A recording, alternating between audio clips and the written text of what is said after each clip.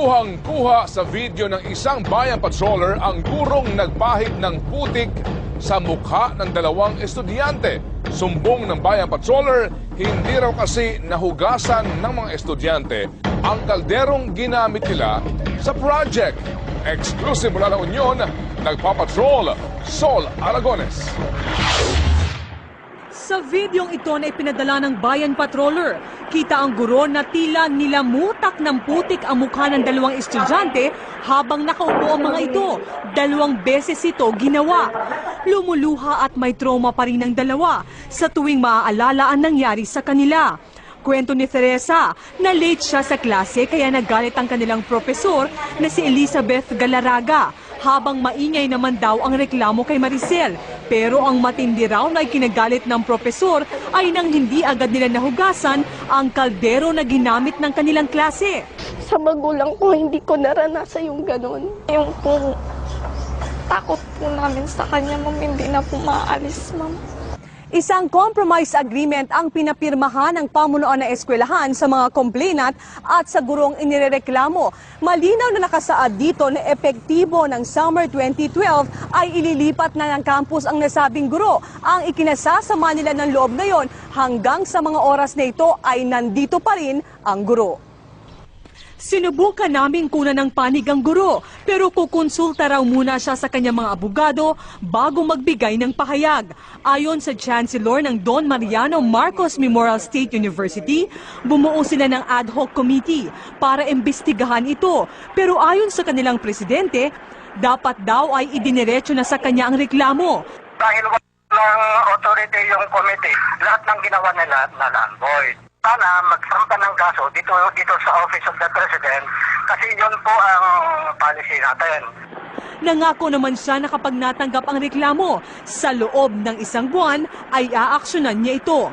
Ayon naman sa CHED, kung sa level ng universidad ay hindi mabigyan ng agarang aksyon ng reklamo ng mga estudyante, maaari silang dumiretso dito upang maghain ng reklamo. Gayunman, iimbestigahan na rin daw nila ang insidente. Sol Aragones, Patrol ng Pilipino. Kailangan ba bang humaba ang usapan sa ganon? Si Atty. sa Pitula, di ba, yung presidente ng universidad? Attorney siya. May kasabihan doon, kuya. Res ipsa loquitur. Ano yung sabihin nun? Huwag mong pahiran ng putek. Hindi. Ang ibig sabihin nun ay the video will speak for itself. Makibahagi po sa Bayan Mo Ipatsol Mo, mag-email sa ireport@abs-cbn.com o mag-post sa Bayan Mo Ipatsol Mo Facebook at sa Twitter account na @BayanMo. Naperwisyo naman ang mga residente sa may Quirino Highway sa Quezon City nang araruhin ng isang truck ang 2 poste ng Meralco. Nagpapatrol si Jackie Manaba.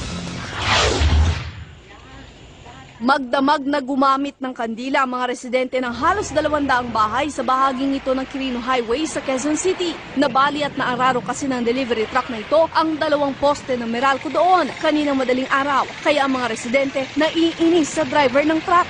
Pinuntahan ko nga kagad yung driver ng truck. Batang-bata pa pala eh. Sabi ko, tibay mo boy. Poste pa binangga mo. Mainit. Siyempre, hindi ngayon makatulog, magdamag. Di, apektado na yung pasok mo bukas.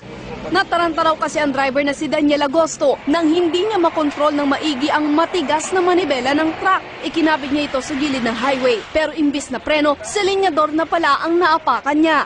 Hindi na nakaabot ng 30. May nangalang takbo na po. Sir. Sana maintindihan niya ang sitwasyon kasi hindi naman natin sinasadya kung ang pangyayari. Naglamay rin tuloy ang mga tauhan ng Meralco para ayusin ang nasirang poste. Aminado silang luma ang isa sa mga poste, pero hindi raw ito basta mababali kung hindi malakas ang pagkakabangga rito. Kasi kung mabagal yan, hindi niya kaya patumbahin yan. Tingnan niyo yung sitwasyon ng poste. Talagang inararo niya ng gusto. Kakasuhan ng may-ari ng truck dahil sa nasirang mga poste. Samantala bandang hapon ang tuluyan ng maibalik ang kuryente sa lugar at maiayos sa mga nalaglag na kable na maaari ring makadisgrasya. Jackie Manabat, Patrol ng Pilipino. Matinding revelasyon ang aabangan sa pagwawakas ng dahil sa pag-ibig sa huling linggo nito. Hindi naman maawat si Piolo Pascual na pinugbog ng halik si Eugene Domingo. Bakit kaya? Alamin sa report na ito. Hindi ako Di mapigilang mapatili ni Eugene Domingo nang siya'y paulit-ulit subukang halikan ng producer ng pelikulang Kimidora and the Temple of Kieme na si Piolo Pascual. Panay kulitan ng dalawa sa Thanksgiving party ng part 2 ng pelikula na tumabo na ng mahigit 100 milyong piso. We reached 100 nung Saturday. So hopefully before Wednesday maka 120. Kaya hilit ni Eugene, Makatanggap ng mga bonus. Yun na yun. Bakasyon ko, Minsan nagtitipid love ako eh. Sa Czech Republic. So pag hindi na ako umuwi, alam nyo na yun. Love life, check na check. papuntang Czech Republic si Eugene para sa Karlovy Vary International Film Festival para sa babae sa septic camp. Dahil sa blockbuster success ng Kimidora, Johnson, look! Yes, ayaw niya sa gusto merong part 3. ibang klase rin ang suporta sa mall show ng Dahil sa Pag-ibig. Hinaranan ng mga bidang sina Piolo at Jericho Rosales ang kanilang fans. May autograph signing pa. Pero may kasamang lungkot ang cast sa papalapit na pagtatapos ng serye. Grabe yung bonding, grabe. Ang saya ng mall show, ang saya ng grupo. Halos ayaw mag-iwalay. Tumitindi pa ang tagpo sa serye. Paano ko kayo kakausapin? Kahapon, tinutukan ang maaksyong mga eksena ng konfrontasyon, iyakan, at suntukan sa Dahil sa Pag-ibig. Ito na yata yung pinaka-emotionally challenging na role na nagawa ko because may limitation pagkapare. Inilagay ko kayo sa pedestal! Dapat tutukan ang revelasyon sa karakter ni Piolo, lalo na sa pagtatapos ng serye sa Biyernes. Kahit bitaw mo na papatayin kita pag binayasaya! Papatay mo ako! Heavy drama. Nag-aaway. Nagsimula ang ating balita, awayan, tapos ang awayan na naman. Gretchen, bakit ba sila Nag-aawayan nag-aaway? ba nila? Ha? Nagsisigawan pa. Matatapos na lang balita natin, nag-aaway pa na. Ayun. Ano daw? Ay, nako. Ay, basta, May bagong term pala ngayon ng polis. ano, Abduction. yung tipong hihiramin lang sandali ang bata. Pero Pwede ibabalik yung, din. pwede yung agamin muna namin yung anak ninyo, pero tubusin nyo That's abduction. Hindi. Pag tutubusin na, kidnapping na. Yun ang sabi ng pulis. Eh, Ayaw hindi nga. aminin, Paano mo yan. nalaman na hindi tinubos yun? Oo. Yun nga ang ikinasasakit ng loob ni Sino? Tessie Angsi sa interview kanina. Ano ba Dahil sabi doon sa sa'yo? kasong yun, Oo. nalaman nila na hinihingian ng 50 milyon yung pamilya. At sabi nga naman Tessie Angsi, kaya nga naging school bus yan Diba wala nga ganun ng kapasidad.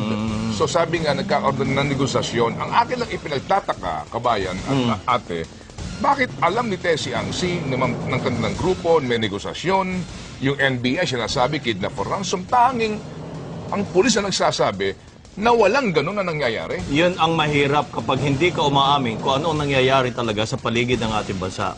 Kita mo yung kidnapping na, sasabihin pa abduction.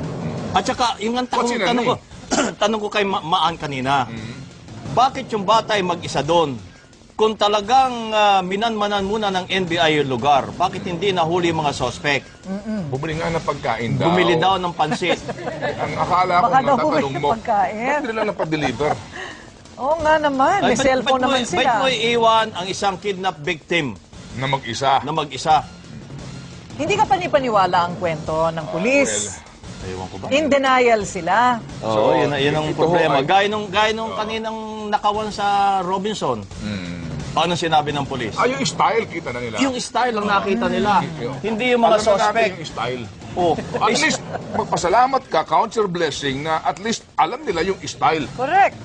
kaya nga nakakauli-uli yung mga yan dahil alam nila hindi naman sila mahuhuli.